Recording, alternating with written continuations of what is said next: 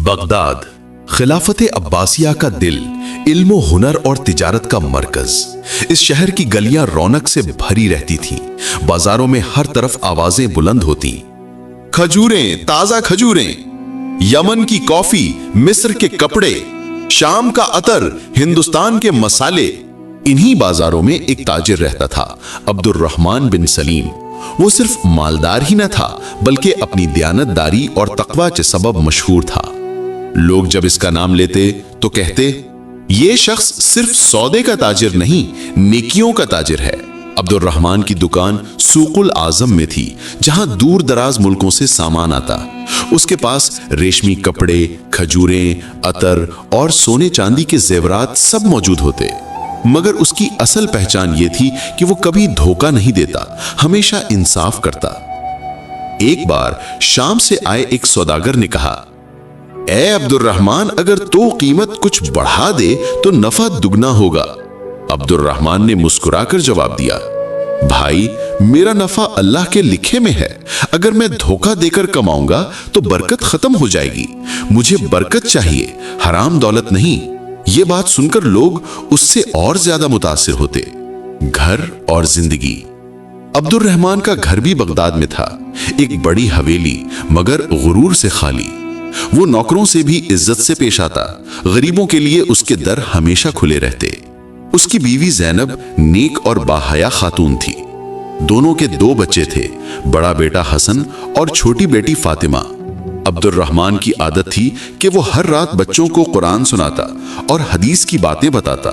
वो कहा करता, बेटा, तिजारत करना आसान है, मगर ईमानदारी से तिजारत करना मुश्किल है।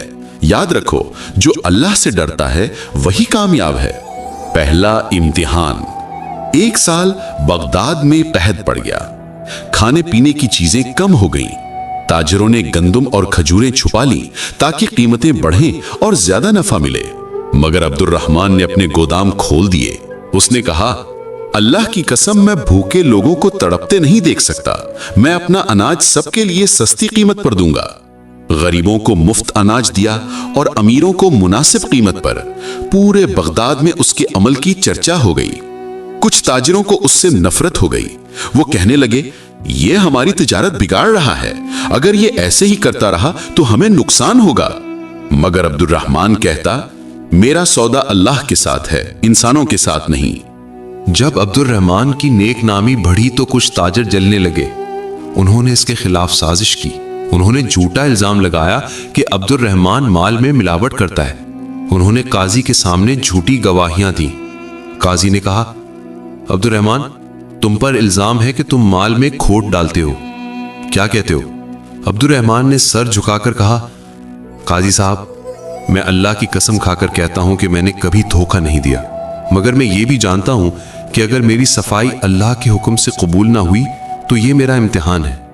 तहकीकात का हुक्म हुआ। जब माल की जांच की गई तो सब कुछ साफ और बेऐब निकला। इल्जाम झूठा साबित हुआ।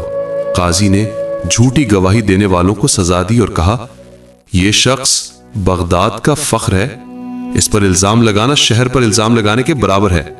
दूसरा इम्तिहान। चंद दिन बाद बगदाद पर डाकुओं ने हमला किया।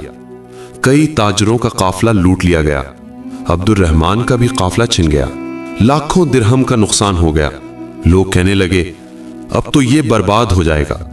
मगर अब्दुर्रहमान ने सब्र किया।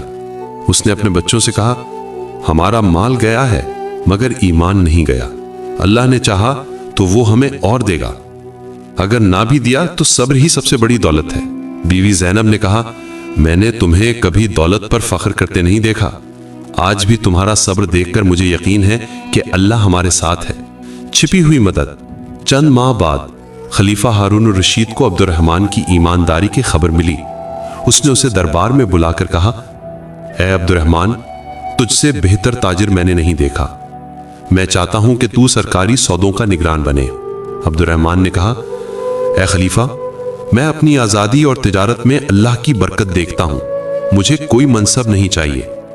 मेरी दुआ यह है कि मैं हमेशा हलाल कमाऊं और हलाल खाऊं। खलीफा उसकी बात सुनकर मुतासिर हुआ और इज्जत से रुखसत हुआ।